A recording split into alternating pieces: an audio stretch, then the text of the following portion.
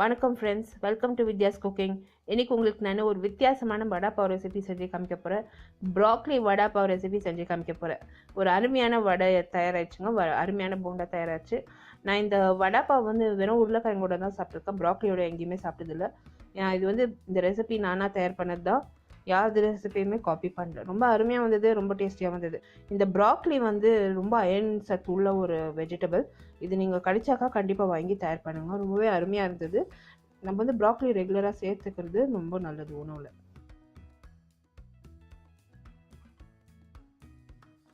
இப்போ ப்ராக்லி நான் க்ளீன் பண்ணி வச்சுருக்கேன், அரை வேக்காடு வேக வச்சுருக்காங்க.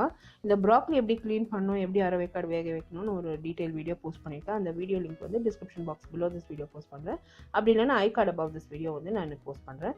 இந்த ப்ராக்லி மிக்சியில் சேர்த்து கொரப்பாக அரைச்சிக்கினேன். நல்லா நைஸாக அரைக்காதீங்க, தண்ணி விட்டு நைஸாக அரைக்கவே கூடாது, கொரப்பாக அரைச்சிக்கணும். அரைச்சி எடுத்து ஒரு பவுலில் சேர்த்து வச்சுருக்கேன்.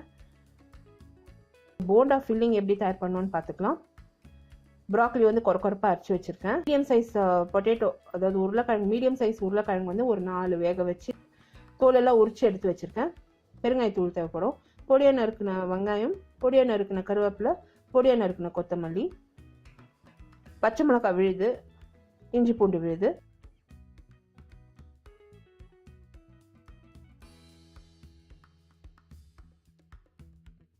கடுகு, சீரகம் தேவைப்படும். ஃபஸ்ட்டு இந்த போண்டா மிக்சர் நம்ம ரெடி பண்ணிக்கலாம். அப்புறம் போண்டா மாவு தயார் பண்ணணும். மிதமான தீயில் ஒரு பேனை காய வச்சுருக்கேன். இந்த பேனில் 2 டேபிள் ஸ்பூன் அளவுக்கு எண்ணெய் விட்டு நல்லா காய வச்சுக்காங்க எண்ணெயை. ஏன்னா இதில் கடுகு அண்ட் சீரகம் பொரிய விடணும்.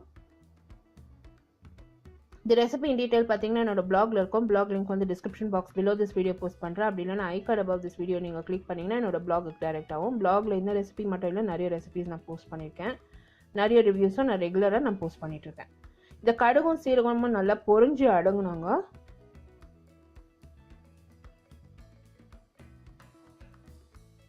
எப்பவுமே கடுகு சீரகம் நல்லா பொரிஞ்சு அடங்குச்சுன்னா அது நல்ல ஃப்ளேவர் கொடுக்கும். அதே டைமில் அந்த சீரகம் ரொம்ப கரிஞ்சு போகக்கூடாது. அது கரிஞ்சு போச்சுன்னா அது கசப்பு தட்டும். இப்போ பெருங்காயத்தூள் சேர்த்துருக்கேன் கொஞ்சமாக.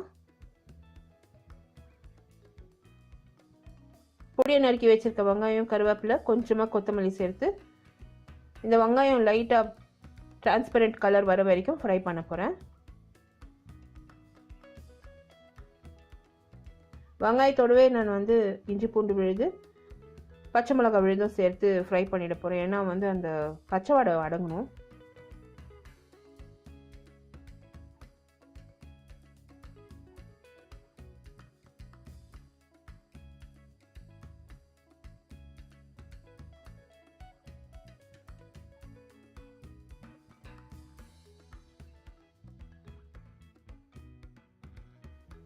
வெங்காயம், இஞ்சி பூண்டு, பச்சை மிளகாய் விழுதெல்லாம் நல்லா ஃப்ரை ஆகி அந்த பச்சை வாடை அடங்கிடுச்சுங்க. அதில் அரைச்சி வச்சுருக்க இந்த ப்ராக்லி சேர்த்துருக்கேன். சேர்த்து நல்லா ஃப்ரை பண்ண போகிறேன். இந்த ப்ராக்லி நீங்கள் சேர்த்ததும் நல்லா தண்ணி விட்டு வரும். அந்த தண்ணியை நல்லா வத்துறதுக்கு விடணும். நல்லா கிளறிட்டு அந்த தண்ணி வத்துறதுக்கு நல்லா பரவலாக வச்சுடுங்க. அதுக்கு தான் இந்த மாதிரி ஒரு பேன் யூஸ் பண்ணுறேன். நம்ம கடாயில் வச்சோம்னா அது மேலேயே இருக்கும். ஸோ அந்த தண்ணி சீக்கிரமாக வற்றாது. இந்த மாதிரி ஒரு நல்ல அகலமான பேன் வச்சிங்கன்னா அது நல்லா பரவலாக வைக்கலாம், அந்த தண்ணி வற்றிடும். இப்போ நான் கொத்தமல்லியும் சேர்த்துருக்கேன். சேர்த்து எல்லாத்தையும் ஃப்ரை பண்ணி பரவலாக இந்த ப்ராக்லி வைக்க போகிறேன். அந்த தண்ணி விட்டு வந்துச்சுன்னா நல்லா வத்திடும்.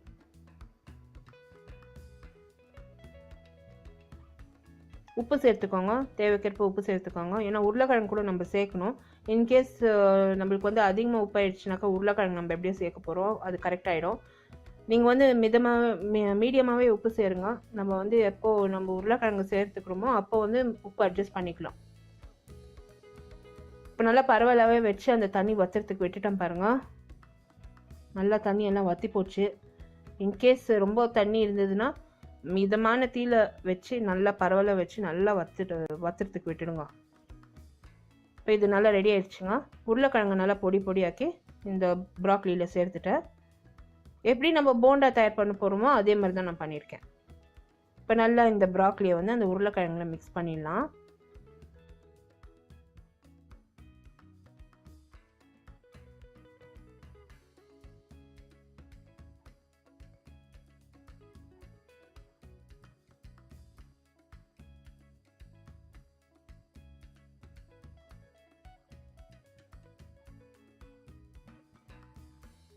இப்போ இந்த ப்ராக்லி அண்ட் உருளைக்கிழங்கு கலவை ரெடி ஆயிடுச்சுங்க. இது அடுப்புலேருந்து இறக்கி வச்சு நல்லா ரூம் டெம்பரேச்சர் வரதுக்கு விடணும். இது வந்து நீங்கள் முன்கூட்டியே தயார் பண்ணி ஃப்ரிட்ஜில் எடுத்து வச்சுக்கலாம், ஈஸியாக இருக்கும். இப்போ பஜ்ஜி மாவு வந்து தயார் பண்ணலாம். பஜ்ஜி மாவுக்கு வந்து கடலை மாவு நல்லா ஜலிச்சு எடுத்து ஒரு பவுலில் சேர்த்து வச்சுருக்கேன். மிளகாய் தூள் அளந்து எடுத்து வச்சுருக்கேன். பெருங்காயத்தூள், சோடா உப்பு. இந்த ரெசிபியில் யூஸ் பண்ணியிருக்க இன்க்ரீடியன்ஸ் பொருட்கள் எல்லாம் measurements description box below this video போஸ்ட் பண்ணுறேன். டீட்டெயில் ரெசிபி வந்து என்னோடய பிளாகில் இருக்கும். இப்போ வந்து கடலை மாவில் உப்பு சேர்த்துருக்கேன், மிளகாய்த்தூள், சோடா உப்பு, பெருங்காயத்தூள் சேர்த்துக்கிறேன். நீங்கள் வந்து ஓமம் கூட சேர்த்துக்கலாம், ஓமம் கூட இடித்து கொஞ்சம் சேர்த்துக்கலாம். இப்போ நான் வந்து எண்ணெய் சூடாக காய வச்சுருக்கேங்க. பஜ்ஜி போண்டா மாவு போண்டா சுடுறதுக்கு எண்ணெய் காய வச்சுருக்கேன். பஜ்ஜி மாவுக்கும் எண்ணெய் தேவைப்படும். ஸோ சூடு எண்ணெய் வந்து ஒரு 2 டேபிள் ஸ்பூன்னு இந்த பஜ்ஜி மாவுக்கு சேர்த்துக்கோங்க. பார்த்து சேர்த்துக்கோங்க, மேலே வந்து கையிலெல்லாம் படக்கூடாது.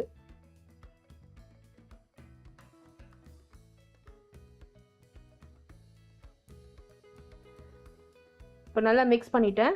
சூடு எண்ணெய் சேர்த்ததும் மாவில் நல்லா மிக்ஸ் பண்ணிட்டேன். கொஞ்சம் கொஞ்சமாக தண்ணி விட்டு நல்லா இந்த பஜ்ஜி மாவு தயார் பண்ணிகிட்ருக்கேன்.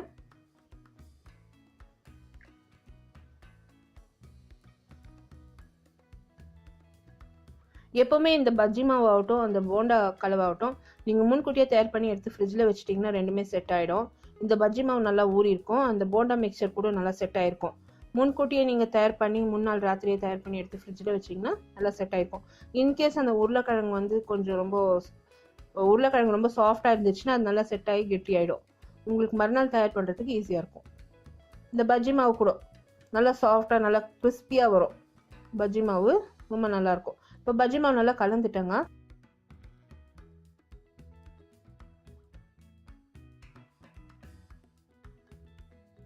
பஜ்ஜி மாவு நல்லா கலந்துட்டோங்க. இது எப்படி நம்மளுக்கு பஜ்ஜி மாவு நல்லா இருக்குன்னு தெரியுதுன்னா, ஒரு விரலை நம்ம தொட்டு பார்த்தோம்னா அந்த விரல் கோட் ஆகணும். ஸோ அப்போ தான் நம்ம வந்து இந்த போண்டா மிக்சர் ஆகட்டும், நம்ம எந்த ஒரு பஜ்ஜி தயார் பண்ணுறதா இருக்கட்டும், அந்த மாவில் வந்து துவைக்கிறப்போ அந்த பஜ்ஜி கோட் ஆகணும். ஸோ வந்து நம்ம எப்போவுமே விரலில் தான் டெஸ்ட் பண்ணணும். விரல் நம்மளுக்கு கோட் ஆச்சுன்னா பஜ்ஜி மாவு ரெடி ஆயிடுச்சு. இப்போ நான் வந்து கை நனைச்சிட்டு கொஞ்சம் பெரிய லைமை விட கொஞ்சம் பெரிய சைஸ் இந்த உருளைக்கிழங்கு அண்ட் ப்ராக்லி மிக்சர் எடுத்து நல்லா உருண்டை பிடிச்சிட்ருக்கேன். இது வந்து நம்ம போண்டா சுடுறதுக்கு தயார் பண்ணிகிட்ருக்கேன். இது வந்து கம்ப்ளீட்டாக ரூம் டெம்பரேச்சரில் இருக்கணும். இது ரொம்ப சூடாக இருந்ததுனாக்கா நீங்கள் போண்டா போடுறப்போ விரிஞ்சிடும் எண்ணெயில். ஸோ வந்து ரொம்பவே கோல்டாக இருக்கணும் இந்த மாவு. நம்ம ரூம் டெம்பரேச்சர் அப்படி இல்லைன்னா ஃப்ரிட்ஜில் வச்சு சில் பண்ணிவிடுங்க, அது பெஸ்ட்டு.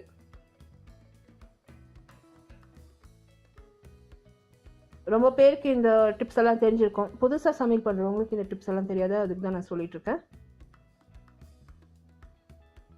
இப்போ பார்த்தீங்கன்னா இந்த போண்டா கலவை வந்து ரெடி ஆயிடுச்சு. இது வந்து நான் உருண்டை பிடிச்சிட்டேன். இதை நம்ம தோச்சி ஃப்ரை பண்ண வேண்டியது தான். ஏற்கனவே அடுப்பில் எண்ணெய் காஞ்சிட்ருக்கு. ஸோ அதில் வந்து நம்ம தோச்சி நம்ம எண்ணெயில் ஃப்ரை பண்ணுறதுக்கு ஈஸியாக இருக்கும். எவ்வளோ தேவைப்படுதோ அவ்வளோ மட்டும் உருண்டை பிடிச்சிக்கோங்க. இப்போ இந்த மாவில் தோச்சி இது நம்ம ஃப்ரை பண்ண வேண்டியதுதான். இந்த மாவு எதுக்கு நான் எடுத்து ஃப்ரிட்ஜில் வைக்க சொன்னேன்னா, அந்த மாவு நல்லா ஊறி இருக்கும், நல்லா அருமையாக வரும் போண்டா நீங்கள் போடுறப்போ. இப்போ இந்த மாவில் வந்து இந்த போண்டாவை தோச்சி நான் வந்து ஃப்ரை பண்ணலாம். ஏன்னா நல்லா மிதமான தீயில் வச்சு நல்லா காய வச்சுக்கோங்க. ஸ்லோ ஃப்ளேமில் வச்சு மிதமான தீயில் வச்சு காய வச்சுக்கோங்க. அப்புறமா இப்போ வந்து நம்ம போண்டா போடுறப்போ எப்போவுமே கொஞ்சம் ஹை ஃப்ளேமில் இருக்கணும். நான் எண்ணெயில் சேர்த்துக்கணுங்க, நிதானமாக பார்த்து சேர்த்துக்கோங்க. இப்போது வந்து மீடியம் ஃப்ளேமில் வச்சு நான் ஃப்ரை பண்ணிகிட்ருக்கேன். ஸ்லைட்டாக மீடியம் ஹை ஃப்ளேமில் வச்சு இதை போண்டாவை ஃப்ரை பண்ணிகிட்ருக்கேன். ஃபார் ரெகுலர் அப்டேட்ஸ் என்னை வந்து இன்ஸ்டாகிராம், ஃபேஸ்புக் அண்ட் ட்விட்டரில் லைக் பண்ணி ஃபாலோ பண்ணுங்கள் ஃப்ரெண்ட்ஸ். அங்கே வந்து நான் ரெகுலர் அப்டேட்ஸ் கொடுத்துட்டே வந்துட்டுருக்கேன். ஸோ அங்கே கூட நீங்கள் வந்து விசிட் பண்ணலாம். இப்போ இந்த போண்டாவை வந்து மீடியம் ஹை ஃப்ளேமில் ஃப்ரை பண்ணிகிட்ருக்கேன்.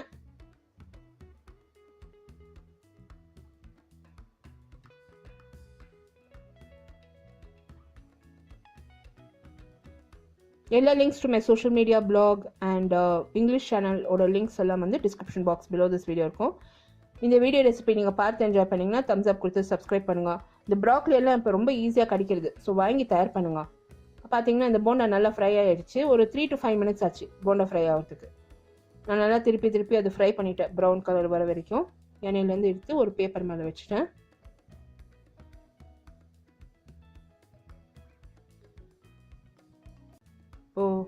இப்போ ரெண்டாவது செட்டு போண்டா நான் ஃப்ரை பண்ண போகிறேன். அதுக்கு முன்னாடி வந்து இப்போ ரெண்டாவது செட்டு போண்டா ஃப்ரை பண்ணுறதுக்கு முன்னாடி இந்த பச்சை மிளகாயில் ஒரு லைட்டாக கீர் போட்டு அது ஃப்ரை பண்ணி எடுத்து வச்சுக்கிறேன். இந்த வடா பாவ் சென்டர்ஸ்லாம் இந்த ஃப்ரைடு பச்சை மிளகாய் இப்போது கொடுக்குறாங்க. அது ரொம்ப நல்லாயிருக்கு காரமாக சாப்பிட்றப்போ.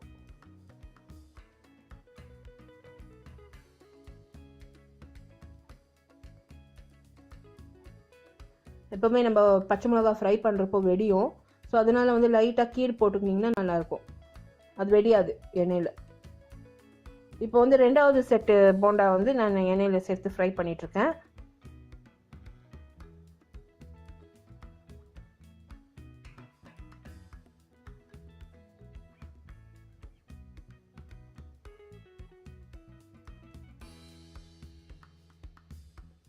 த்ரீ to 5 minutes ஆகும் ஈச் சைடு அந்த போண்டா குக் ஆகிறதுக்கு.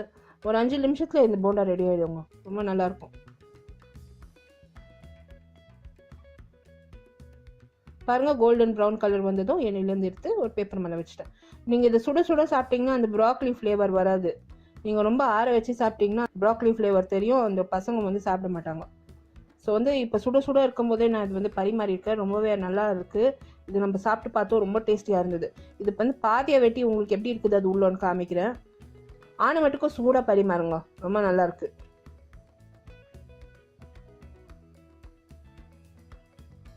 கோல்டாக இருந்துச்சுன்னா இந்த ப்ராக்லியில் நிறைய அந்த அயன் சத்து இருக்குது, கத்திரிக்காய் மாதிரி.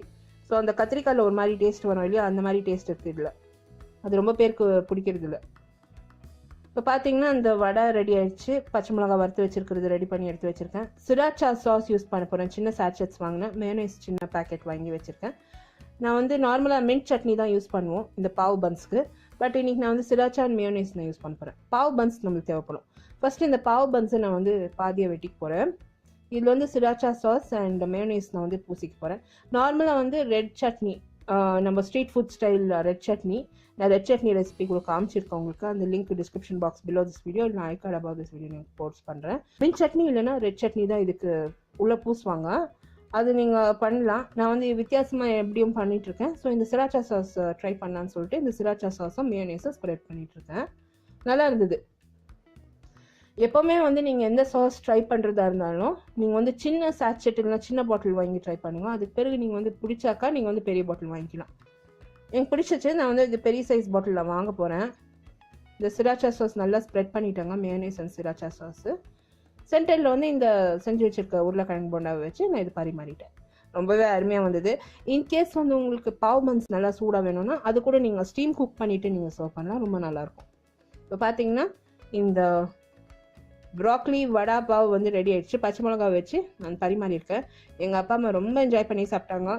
கண்டிப்பாக ட்ரை பண்ணுங்கள். இந்த ரெசிபியின் டீட்டெயில் வந்து description box below this video இருக்கும். அப்படி இல்லைன்னா ஐ கார்ட் அபவுட் திஸ் வீடியோ நீங்கள் கிளிக் பண்ணி என்னோட பிளாகுக்கு டைரக்ட் ஆகி இந்த ரெசிபி ட்ரை பண்ணுங்கள். இந்த வீடியோ ரெசிபி நீங்கள் பார்த்து என்ஜாய் பண்ணிங்கன்னா எனக்கு ஒரு தம்ஸ் அப் கொடுத்து சப்ஸ்கிரைப் பண்ணுங்கள். அடுத்த புதிய ரெசிபியோட மறுபடியும் சந்திக்கும் வரை, this is Vidya Lakshmi. Thank you so much for வாட்சிங். பை.